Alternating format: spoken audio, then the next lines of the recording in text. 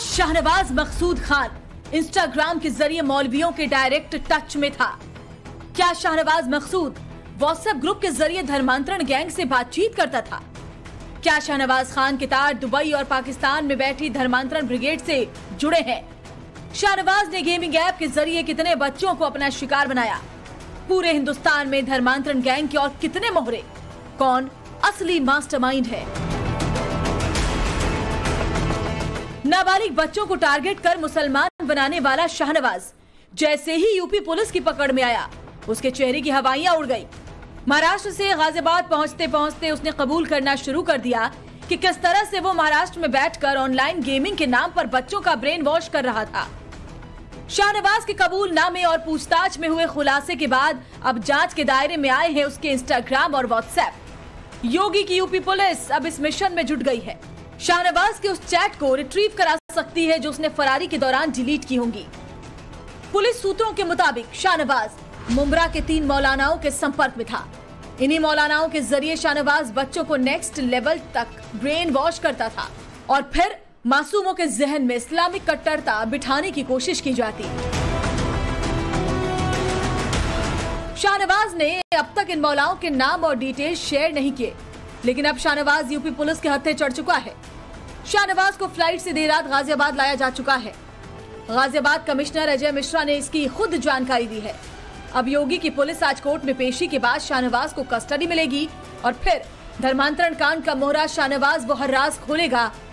योगी की पुलिस धर्मांतरण के इस गंदे खेल में शामिल उन मौलानाओं को खोज निकालेगी। साथ ही फिर सामने आ सकता है उस मास्टरमाइंड का नाम जिसकी मंशा पूरे हिंदुस्तान में धर्मांतरण की साजिश को फैलाना था। उसे गाजियाबाद पुलिस स्टेशन को हैंडओवर किया, मुंब्रा पुलिस स्टेशन में अरेस्ट की प्रोसीजर की गई। उससे कुछ इलेक्ट्रॉनिक डिवाइसेस है, ऑफेंस से रिलेटेड चीजें गाजियाबाद पुलिस ने सीज की है। उसको कोर्ट में प्रोड्यूस किया और कोर्ट में 3 दिन का ट्रांजिट रिमांड उनको मंजूर किया है। शाहनवाज का गेम ओवर हो चुका है। जल्द ही धर्मांतरण कराने वाले मौलानाओं की दुकान भी बंद होने वाली है, क्योंकि यूपी पुलिस के पास इस केस से जुड़े पुख्ता सबूत हैं। शाहनवाज मकसूद खान के पास से आईपैड बरामद किया है, लैपटॉप, मोबाइल और कंप्यूटर भी बरामद कर लिया गया है। उसकी फेक हिंदू आईडी बद्दों की हिस्ट्री भी निकाल ली गई है। इसके अलावा एक इलेक्ट्रॉनिक डिवाइस भी उसके पास से पाया गया है। इतना ही नहीं, उसके 7 बैंक खातों की भी जांच हो रही है जिसमें भारी भरकम ट्रांसफर हुआ है। सूत्रों का दावा है कि इसी इलेक्ट्रॉनिक डिवाइस में शाहनवाज के काले कारनामों का कच्चा चिट्ठा है। किन हिंदू बच्चों का धर्मांतरण कराना है, किन किन तरीकों से कराना है, इसका पूरा रिकॉर्ड इसी में होने के आसार हैं। पुलिस सूत्रों के मुताबिक शाहनवाज ने इलेक्ट्रॉनिक डिवाइस में डेटा सेक्शन बनाया है। कितने नाबालिग मासूमों से बात की, कितने बच्चों को इस्लाम धर्म अपनाने के लिए बहलाया फुसलाया और कितने शिकार हो गए। उसे डिवाइस में इसलिए रखा ताकि प्लान में किसी तरह की दिक्कत ना हो। इस डिवाइस में दूसरे देशों के लड़कों का डेटा होने का भी शक है, क्योंकि जिस ऐप पर वो गेम खेलता था वहां इंटरनेशनल लेवल पर एक साथ 100 से ज्यादा लोग जुड़ सकते थे। योगी आदित्यनाथ की पुलिस ने शाहनवाज को गिरफ्तार कर धर्मांतरण गैंग पर वज्र प्रहार कर दिया है। अब शाहनवाज का बही खाता खुल चुका है। अब शाहनवाज के साथ साथ देश भर में फैले धर्मांतरण गैंग के रैकेट का पर्दाफाश होना बाकी है। ब्यूरो रिपोर्ट, टाइम्स नाउ, नव भारत। कौन है धर्मांतरण गैंग का जो मोबाइल गेम के जरिए, ऐप के जरिए बच्चों को बरगला रही थी? इस पर हम बात करेंगे। कुछ मेहमान जुड़े हैं, आपको मिलवाते हैं। प्रोफेसर संगीत रागी, राजनीतिक विश्लेषक हमारे साथ में जुड़े हुए हैं। Doctor HS. रावत, हिंदू धर्मगुरु है, हमारे साथ में है। विक्रम सिंह, पूर्व डीजीपी, हमारे साथ में जुड़े हुए हैं। और वकार भट्टी जी, राजनीतिक विश्लेषक भी हमारे साथ में जुड़े हुए हैं। आप सभी का बहुत स्वागत है। वकार भट्टी जी, ये कौन लोग थे जो ये शाहनवाज को इतनी ट्रेनिंग देते थे कि कैसे गेम को डेवलप करना है, कैसे बीच बीच में बाधाएं डालनी है और फिर उसके बाद इतना दिमाग लगाना है?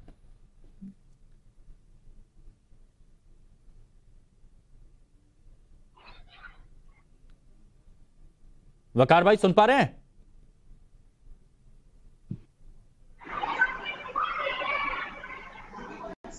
चलिए, वकार भाई अभी नहीं सुन पा रहे हैं। चलिए ठीक है, हमारे साथ में दानिश कुरैशी जी भी हैं। दानिश जी, आप सुन पा रहे हैं? जी बोलिए। दानिश जी, शाहनवाज तो गिरफ्तार हो गया, गाजियाबाद भी ले आया गया है, लेकिन बहुत सारी जानकारी अब धीरे धीरे लग रही है। 3 मौलानाओं के भी नाम सामने आ रहे हैं। कौन होगा मास्टरमाइंड? क्या लगता है आपको, किसने दिमाग में इतना कुछ डाला होगा इसके?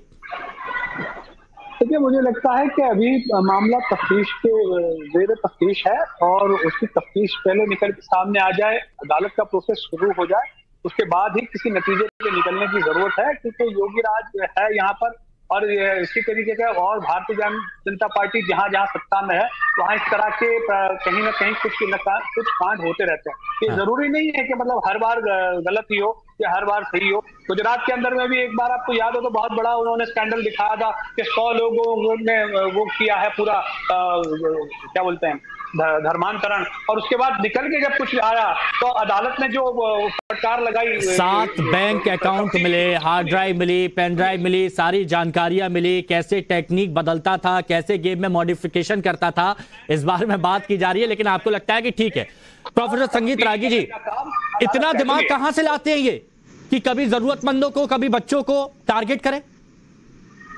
देखिए, सबसे महत्वपूर्ण बात ये आप समझिए कि इस देश को किसी भी प्रकार से मुस्लिम राष्ट्र में, इस्लामिक राष्ट्र में कन्वर्ट करना है, ये एजेंडा है। मैं नहीं कह रहा कि सारे मुसलमान इस एजेंडे के साथ हैं, लेकिन मुसलमानों का एक वर्ग जो है अभी भी इसे गजवाए हिंद करने के प्रयास में रत है। अब वो उसका एक ही उपाय है कि या तो आप जबरन धर्मांतरण करें, या आप छल से धर्मांतरण करें, या आप मुसलमानों की जो फर्टिलिटी है, जनसंख्या गति है, उसे किसी भी तरीके से इतना बढ़ा दें कि वो पूरा भारत का विमर्श बदल जाए और भारत की जो संस्थाएं हैं उन पर उनका कब्जा हो जाए। जैसे विधायिका में वो इतना अंदर तक चले जाए, संसद में विचार विमर्श में वो और हम जानते ही हैं कि जो हमारी पॉलिटिकल पार्टियां हैं मुसलमानों के वोट के लिए किसी भी हद तक गिर चुकी हैं, तो वो भारत के सारे विमर्श को बदल देंगी। यही कारण है कि इस घटना से एक बात बहुत साफ होकर के निकल रहा है कि ये सिर्फ स्थानीय बात नहीं है कि सिर्फ एक गाजियाबाद में घटना कर रही है। यह एक राष्ट्रीय स्तर पर एक अभियान के तौर पर है और जिसकी कहीं न कहीं बाहर से फंडिंग हो रही है। एक सुनियोजित योजना के तहत भारत में हिंदुओं का मुसलमान के अंदर और क्रिश्चियनिटी के अंदर धर्म परिवर्तन की एक साजिश चल रही है। अच्छा, ठीक है। और इसका सीधा सीधा है, यदि मुस्लिम जनसंख्या जहां जहां बढ़ेगी वहां वहां राजनीतिक विमर्श के मायने बदल जाएंगे, वहां सांस्कृतिक विमर्श के मायने बदल जाएंगे। और आपने देखा है कि जहां मुस्लिम जनसंख्या बढ़ी है वहां शुक्रवार को छुट्टी घोषित कर दिया गया है। हमने गंगा जमुना स्कूल में देखा, हमने दमोह के गंगा जमुना स्कूल में देखा कि जहां पर पारुल जैन हिजाब पहनने लगी है। खैर ठीक है, इस बारे में बात करेंगे। वकार भाटी जी, एक बात बताइए, आपके नॉर्मली एक पूछना चाह रहा हूं कि एक इंसान ज्यादातर कितने बैंक अकाउंट रखता है? रखता होगा दो तीन 7 मिले हैं इसके पास, और इसके साथ ही एक फर्जी पासपोर्ट। पहले मुझे आप सब मुझे एक बात बताइए, सुबह से शाम तक, शाम से सुबह तक सिर्फ मुसलमान ही दिखता है टीवी चैनल पर, बाकी दुनिया में कोई और इंसान रहता ही नहीं। मुसलमानों के बारे में बात नहीं करते।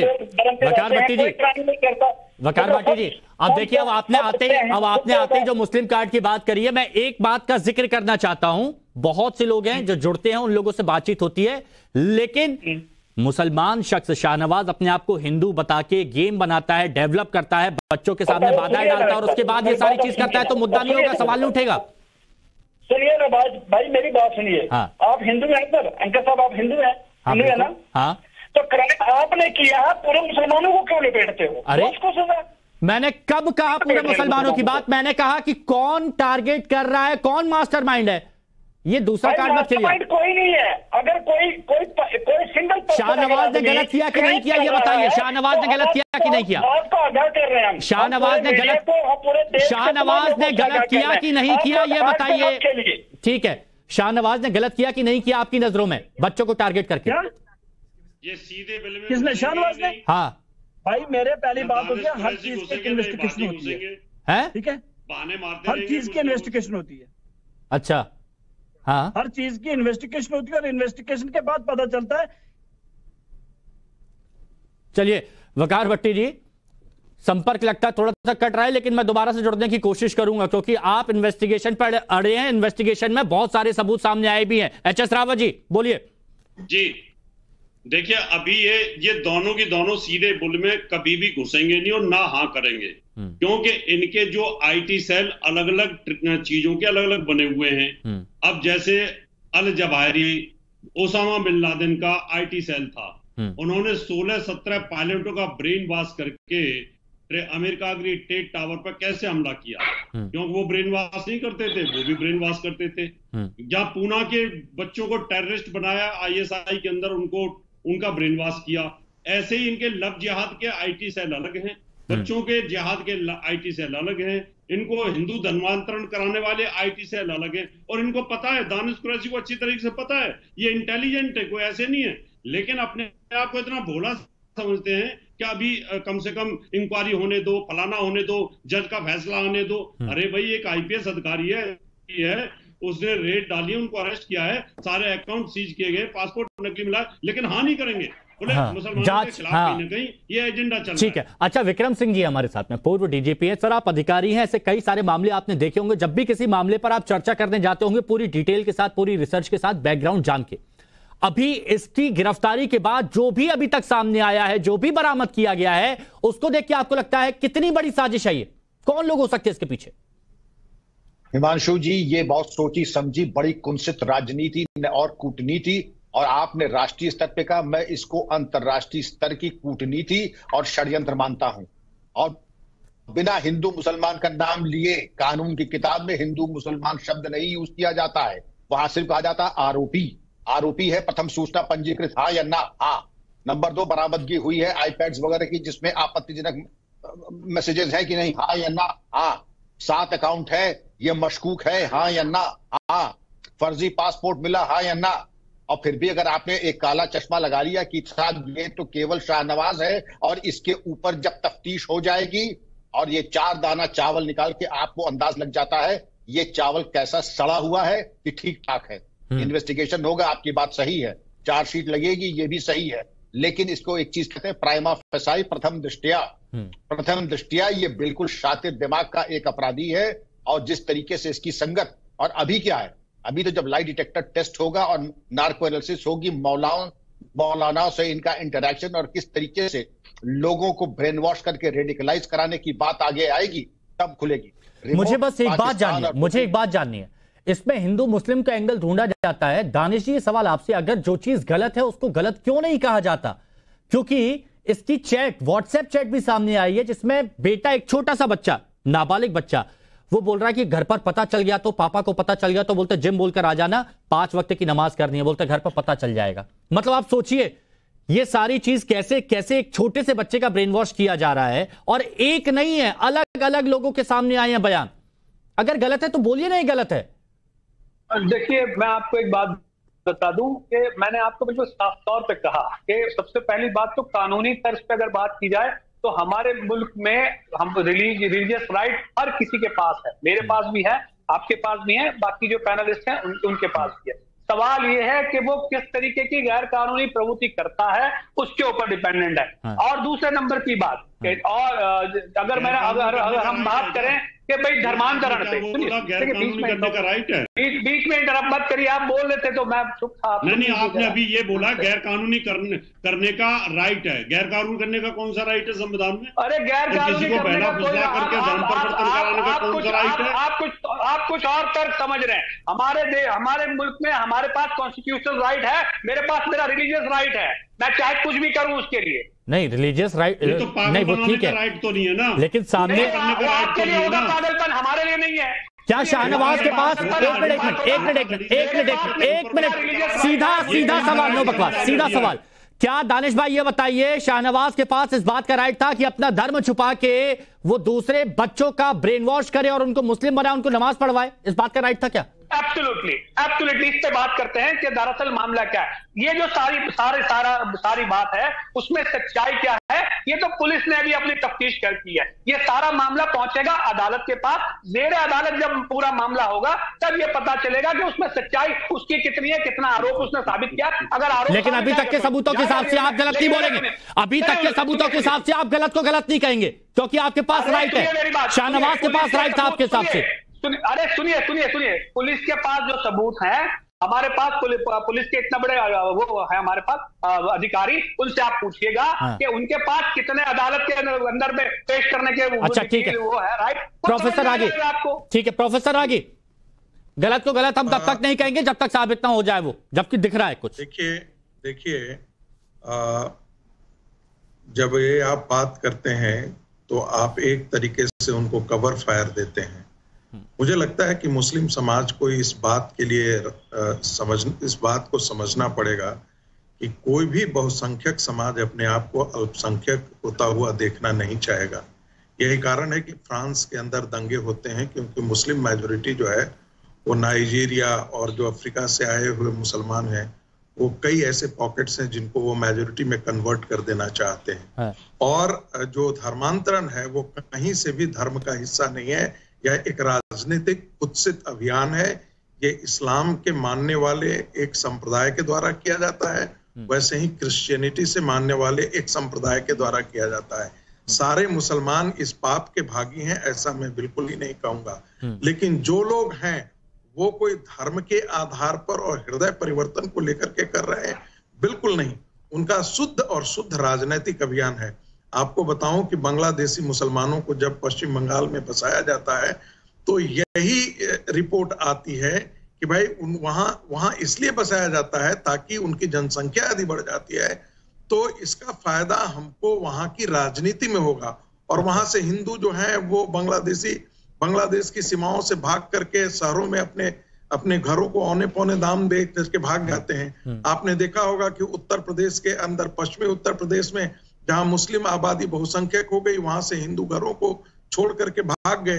तो ये एक पैटर्न देखने को मिला है। इसीलिए मुझे लगता है कि राष्ट्रीय स्तर पर ये जो धर्मांतरण का है एक कानून बनना चाहिए। ये पैटर्न की बात की वकार भाटी जी, प्रोफेसर संगीत रागी जी ने भी कहा है कि ये पूरे मुस्लिमों को लेकर नहीं है, ये उन लोगों के लेकर है जो लोग यहां पर एक पैटर्न के तहत आगे बढ़ रहे हैं। वकार भाटी जी, किस धर्म में ज्यादा होता है या किस धर्म में कम होता है उस पर चर्चा होने की बात है। सुनिए, धर्मांतर की जहां तक बात है, मैं आपको एक क्लियर बात बता देता हूं कि आप कुछ भी कर लें, हर इंसान को अपना हक, अपना धर्म चुनने की पूरी इजाजत है, भारत का आइन उसको देता है। और अगर आप भारत के आइन को मानते हैं तो भारत का आइन देता है कि सारा व्यक्ति अपने धर्म का प्रचार कर सकता है। अगर आपके धर्म में मजबूती है, आपके धर्म में बेहतरी है तो ठीक है, वो दूसरे धर्म में मत जाए, पर आप अपनी कमजोरी को दूसरे पर थोप के खुद को सही बोलकर दूसरे को विलेन बना देते हो। ये भारत में हो रहा है आज के टाइम। नहीं वकार भाटी जी, अगर आप अपना नाम बदल के आप अपना नाम कुछ भी रख लेते हैं, रमेश, सुरेश, महेश, कुछ भी रख लेते हैं, और फिर आप बोलते हैं कि नहीं आप तो हमारे धर्म में आइए, मैंने भी खुद धर्म परिवर्तन किया है, क्या वो सही है, जायज है आपके इस्लाम में भी? सर मैंने बोला धर्म नाम चेंज करके, नाम बदला के अगर आप अपने धर्म को प्रचार करना चाहते हो तो गलत है, उसका आपके धर्म तो उसको खुल के बोलिए ना। और मैं तो कह रहा हूं ये आप एक मुहिम चलाइए, बोलिए खुल के।